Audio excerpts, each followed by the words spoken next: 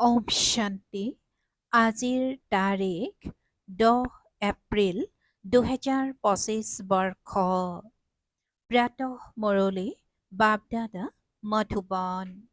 আজিৰ পিতাৰ অমৃতবাণী হৈছে, মৰমৰ সন্তানসকল, নিজৰ উন্নতিৰ কাৰণে নিতৌ খতিয়ান ৰাখা। গোটেই দিনটোত চলন কেনেকুৱা হৈ থাকিল পৰীক্ষা কৰা। যজ্ঞৰ প্ৰতি সত্যনিষ্ঠ হৈ থাকিলোনে? আৰু আজিৰ প্ৰশ্ন, কোনসকল সন্তানৰ প্ৰতি পিতাৰ বহুত সন্মান আছে, সেই সন্মানৰ চিন কি? পিতাই উত্তৰত কৈছে, যিসকল সন্তান পিতাৰ সৈতে সততাৰে চলে, যজ্ঞৰ প্ৰতি সত্যনিষ্ঠ হয়, একোৱেই লুকুৱাই নাৰাখে, সেইসকল সন্তানৰ প্ৰতি পিতাৰ বহুত সন্মান আছে। সন্মান থকাৰ কাৰণে মৰম চেনেহ দি উন্নতি কৰাই থাকে। সেৱালৈও পঠিয়াই দিয়ে। সন্তানসকলৰ সঁচা কথা কৈ শ্ৰীমত লোৱাৰ জ্ঞান থাকিব লাগে। পিতাই কৈছে, সন্তানসকলৰ সঁচা কথা কৈ শ্ৰীমত লোৱাৰ জ্ঞান থাকিব লাগে।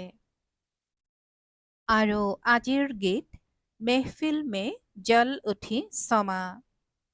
মেহফিল মে জল উঠি সমা। ৰংগ মেলাত জ্বলি উঠিল অগ্নিশিখা। ওম শান্তি। এতিয়া এই গীতটিটো ভুল, কিয়নো পৰমাত্মাটো কোনো অগ্নিশিখা নহয়। পৰমাত্মাক বাস্তৱত অগ্নিশিখা বুলি কোৱা নহয়। এয়াতো ভক্তসকলে অনেক নাম ৰাখি দিছে। পিতাই কৈছে যে এয়াতো ভক্তসকলে অনেক নাম ৰাখি দিছে। নজনাৰ কাৰণে কয়ো যে নেতি নেতি, আমি নাজানো নাস্তিক। তথাপিও যি নাম মনলৈ আহে তাকেই কৈ দিয়ে। ব্ৰহ্ম অগ্নিশিখা পাথৰ শিলগুটিটো পৰমাত্মা আছে বুলি কৈ দিয়ে, কিয়নো ভক্তিমাৰ্গত কোনেও পিতাক যথাৰ্থ ৰীতিৰে চিনিব নোৱাৰে। পিতাহে আহি নিজৰ পৰিচয় দিব লাগে। শাস্ত্ৰ আদি ক'তো পিতাৰ পৰিচয় নাই, সেইবাবে তেওঁলোকক নাস্তিক বুলি কোৱা হয়। এতিয়া সন্তানসকলক পিতাই পৰিচয় দিছে, কিন্তু নিজক আত্মা বুলি বুজি পিতাক স্মৰণ কৰা, এই ক্ষেত্ৰত বুদ্ধিৰেই গুৰুত্বপূৰ্ণ ভূমিকা আছে। এই সময়ত হৈছে পাথৰ বুদ্ধিৰ। আত্মাত বুদ্ধি আছে, কৰ্মেন্দ্ৰিয়ৰ দ্বাৰা গম পোৱা যায় আত্মাৰ বুদ্ধি পাৰস অৰ্থাৎ পবিত্ৰ নে পাথৰ অৰ্থাৎ অপবিত্ৰ। সকলো আত্মাৰ ওপৰতে নিৰ্ভৰ কৰে। মনুষ্যইটো কৈ দিয়ে আত্মাই পৰমাত্মা, আত্মাটো নিৰ্লেপ, সেইবাবে যি বিচৰা সেয়াই কৰি থাকা। মনুষ্য হৈ পিতাকেই নাজানে। পিতাই কয়, মায়া ৰাৱণে সকলোকে পাথৰ বুদ্ধিৰ কৰি দিলে, দিনে প্ৰতিদিনে বেছিকৈহে তমোপ্ৰধান হৈ গৈ থাকে। মায়াৰ বহুত জোৰ আছে, শুধৰণিয়েই নহয়। সন্তানসকলক বুজোৱা হয়, ৰাতি গোটেই দিনটোৰ খতিয়ান উলিওৱা। কি কৰিলো? মই দেৱতাসকলৰ দৰে ভোজন খালোনে? নিয়ম অনুসৰি আচৰণ কৰিলোনে? নে বুদ্ধিহীনৰ দৰে? নিতৌ নিজৰ খতিয়ান পৰীক্ষা নকৰিলে তোমালোকৰ উন্নতি কেতিয়াও নহব। বহুতক মায়াই চৰ মাৰি থাকে। লিখে যে আজি মোৰ বুদ্ধিযোগ অমুকৰ নাম ৰূপত গল, আজি এইটো পাপ কৰ্ম হল। এনেকুৱা সঁচা কথা লিখোতা কোটিৰ মাজত কোনোবাহে আছে। পিতাই কয়, মই যি হওঁ যেনেকুৱা হওঁ তেনেকৈ মোক একেবাৰেই নাজানে। নিজক আত্মা বুলি বুজিলে আৰু মোক স্মৰণ কৰিলে তেতিয়া বুদ্ধিত কিছু ধাৰণ হব। পিতাই কয়, যদিও ভাল ভাল সন্তান আছে, বহুত ভালকৈ জ্ঞান শুনাই, যোগ মুঠেই নাই, পৰিপূৰ্ণ অৰ্থাৎ সম্পূৰ্ণ পৰিচয় নাই, বুজিব নোৱাৰে, সেইবাবে কাকো বুজাব নোৱাৰে। পিতাই কয় যে নিজক আত্মা বুলি বুজিলে আৰু মোক স্মৰণ কৰিলে তেতিয়া বুদ্ধিত কিছু ধাৰণ হব। পিতাই কৈছে, যদিও ভাল ভাল সন্তান আছে, বহুত ভালকৈ জ্ঞান শুনাই, যোগ মুঠেই নাই, সম্পূৰ্ণ পৰিচয় নাই, বুজিব নোৱাৰে, সেইবাবে কাকো বুজাব নোৱাৰে। গোটেই সৃষ্টিৰ মনুষ্য মাত্ৰেই ৰচয়িতা আৰু ৰচনাক মুঠেই নাজানে, তাৰমানে একোৱেই নাজানে। এয়াও ড্ৰামাত নিৰ্ধাৰিত হৈ আছে। তথাপিও হ'ব, 5000 বছৰ পাছত পুনৰ এই সময় আহিব আৰু মই আহি বুজাব লাগিব। বাট চাহি লোৱাটো কম কথা নহয়, বহুত পৰিশ্ৰম আছে। মায়াই ভালেই প্ৰহাৰ কৰে, ডাঙৰ যুদ্ধ চলে, মুষ্টিযুদ্ধ হয় নহয়। যিসকল বহুত বুদ্ধিমান তেওঁলোকৰেই মুষ্টিযুদ্ধ হয়, তথাপিও দুই এজনক বেহুচ কৰি দিয়ে। কয়, বাবা মায়াৰ বহুত ধুমুহা আহে। কয় যে বাবা মায়াৰ বহুত ধুমুহা আহে, এইটো হয়। তাকো বহুত কম সংখ্যকেহে সঁচা কথা লিখে। বহুত আছে যিয়ে কথা লুকুৱায়। এইখিনি বোধ নাই যে মই পিতাক কেনেকৈ সঁচা কথা ক'ব লাগে, কি শ্ৰীমত ল'ব লাগে, বৰ্ণনা কৰিব নোৱাৰে। পিতাই জানে মায়া অতি প্ৰবল, সঁচা কথা ক'বলৈ বহুত লাজ লাগে। তেওঁলোকৰ কৰ্ম এনেকুৱা হৈ যায় যে শুনাবলৈ লাজ লাগে। পিতাইটো বহুত সন্মান দি উন্নতি সাধে। এওঁ বহুত ভাল, এওঁক বহুমুখী সেৱাত পঠিয়াই দিম বছ। দেহ অহংকাৰ আহিল, মায়াৰ চৰ খালে আৰু তেওঁ অধপতিত হ'ল। বাবাইতো উন্নতি সাধিবলৈ মহিমাও কৰে, বহুত মৰম কৰি উন্নতি সাধিম। তোমালোকতো বহুত ভাল, স্থূল সেৱাটো বহুত ভাল, কিন্তু যথাৰ্থ ৰীতিৰে বহি কয় যে লক্ষ্য অতি উচ্চ। দেহ আৰু দেহৰ সম্বন্ধ এৰি নিজক অশৰীৰী আত্মা বুলি বুজা। এই পুৰুষাৰ্থ কৰাটো বুদ্ধিৰ কাম। সকলো পুৰুষাৰ্থী। কিমান ডাঙৰ ৰাজ্য স্থাপনা হৈ আছে। পিতাৰ সকলো সন্তানো হয়, বিদ্যাৰ্থীও হয় আৰু অনুগামীও হয়। এওঁ অৰ্থাৎ শিৱ বাবা গোটেই সৃষ্টিৰ পিতা। সকলোৱে সেই এজনকেই আহ্বান জনায়। তেওঁ আহি সন্তানসকলক বুজাই থাকে, তথাপিও ইমান সন্মান থাকে জানো? ডাঙৰ ডাঙৰ ব্যক্তিসকল আহে, কিমান সন্মানেৰে তেওঁলোকৰ সোধ পোছ কৰে, কিমান জাক জমকতা থাকে। এই সময়ততো সকলো পতীত, কিন্তু নিজক পতীত বুলি ভাবে জানো? মায়াই একেবাৰে তুচ্ছ বুদ্ধিৰ কৰি দিয়ে, কৈ দিয়ে সত্যযুগৰ আয়ুস ইমান দীঘল, সেয়েহে পিতাই কয় 100% বুদ্ধিহীন হ'ল নহয়। মনুষ্য হৈ কি কাম কৰি থাকে, 5,000 বছৰৰ কথাক লাখ লাখ বছৰ বুলি কৈ দিয়ে। এয়াও পিতাই আহি বুজায়, 5,000 বছৰ পূৰ্বে এই লক্ষ্মীনাৰায়ণৰ ৰাজ্য আছিল। এওঁলোক দৈৱিক গুণ সম্পন্ন মনুষ্য আছিল, সেইবাবে তেওঁলোকক দেৱতা, আখুৰী গুণধাৰীসকলক অসুৰ বুলি কোৱা হয়। অসুৰ আৰু দেৱতাৰ মাজত দিন ৰাতিৰ পাৰ্থক্য আছে। কিমান মাৰপিট হাই কাজিয়া লাগি থাকে, খুব প্ৰস্তুতি চলি থাকে। এই যজ্ঞত গোটেই সৃষ্টি আহুতি যাব লাগিব, তাৰ বাবে এই সকলো প্ৰস্তুতি লাগে নহয়। বোমা যি তৈয়াৰ কৰিলে সেইবোৰৰ উৎপাদন বন্ধ হ'ব পাৰে জানো? অলপ সময়ৰ ভিতৰতে সকলোৰে ওচৰত এইবিলাক উভৈনদী হৈ পৰিব, কিয়নো বিনাশটো দ্ৰুতগতিত হ'ব লাগে নহয়। তেতিয়া চিকিৎসালয় আদি থাকিব জানো? কোনেও গমেই নাপাব। মাহীৰ ঘৰৰ নিচিনাতো নহয়। বিনাশ সাক্ষাৎকাৰ কোনো পাই পইচাৰ কথা নহয়। গোটেই সৃষ্টি জ্বলি থকাটো প্ৰত্যক্ষ কৰিব পাৰিবা জানো? সাক্ষাৎকাৰ হয়, কেৱল জুই আৰু জুইয়েই লাগি আছে। গোটেই সৃষ্টি নাশ হৈ যাব। কিমান বিশাল সৃষ্টি, আকাশতো নজ্বলিব।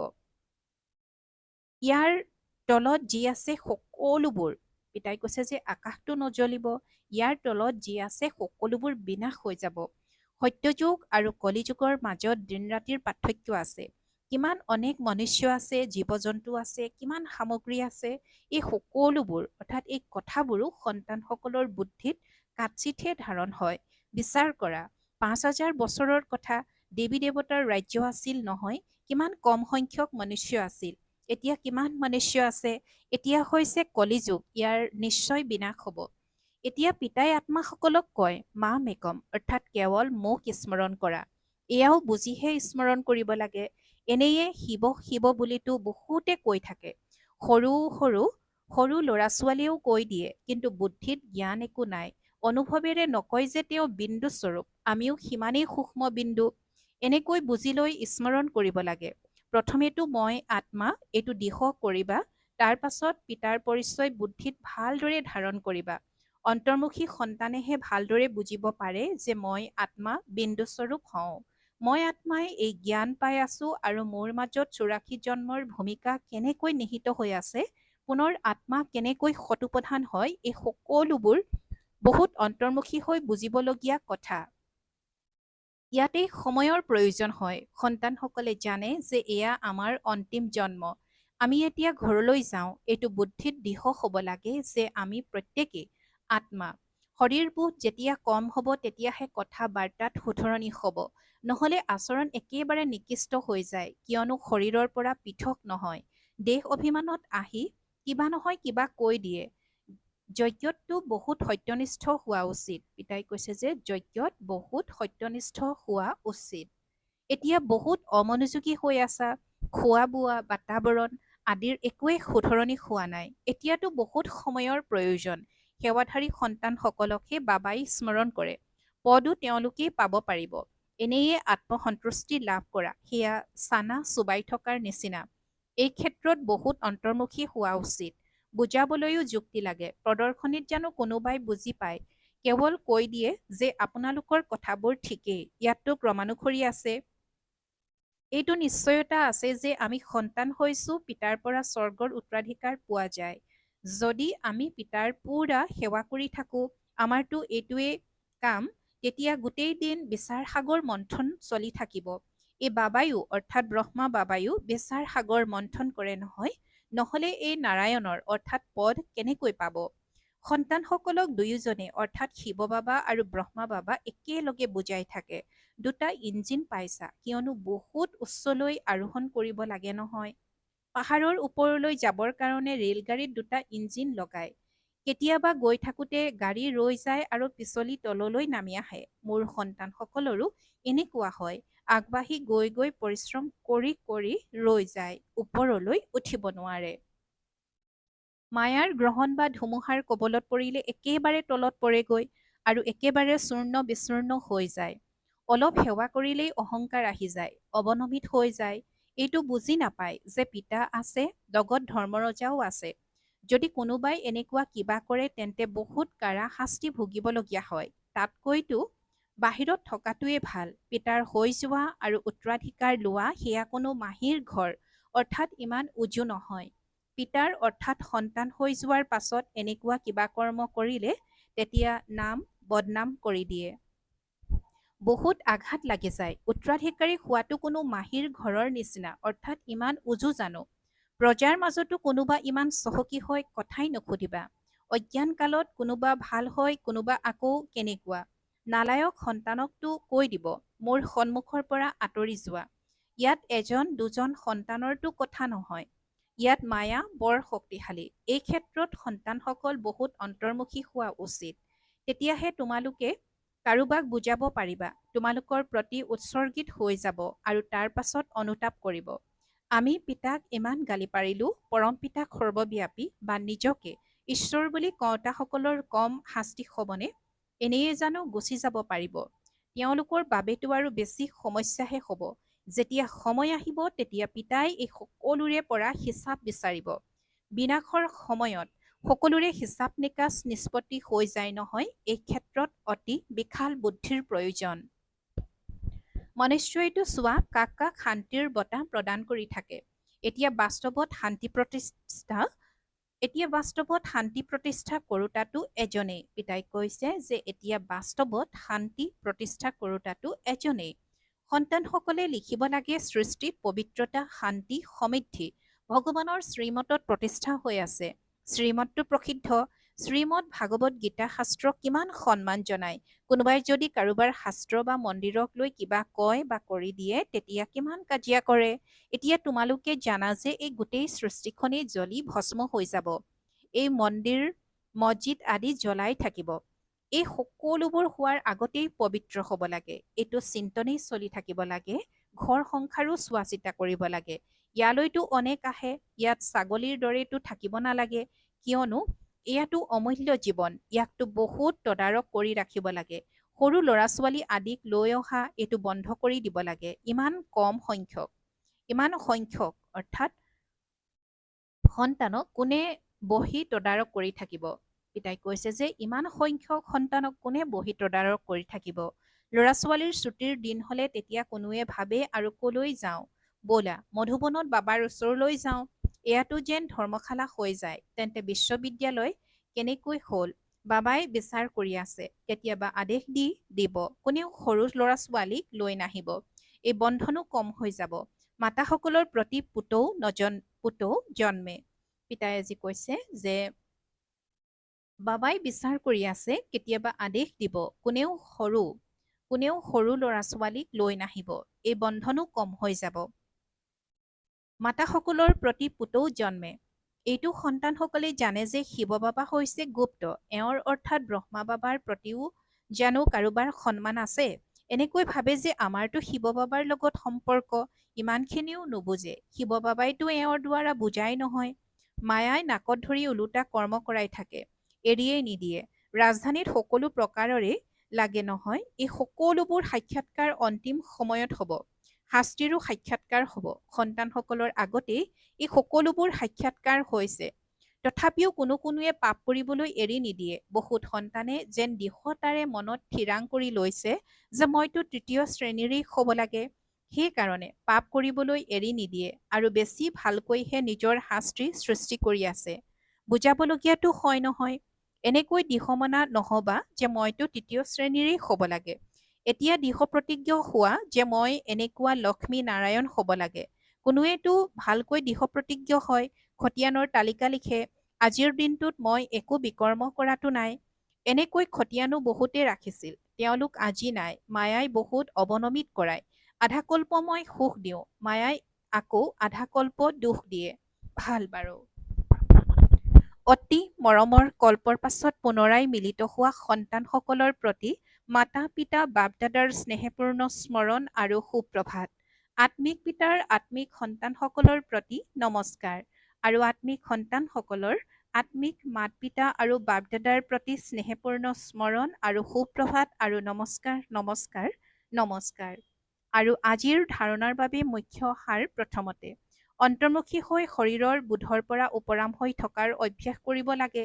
খোৱা বোৱা চাল চলন শুধৰাব লাগে।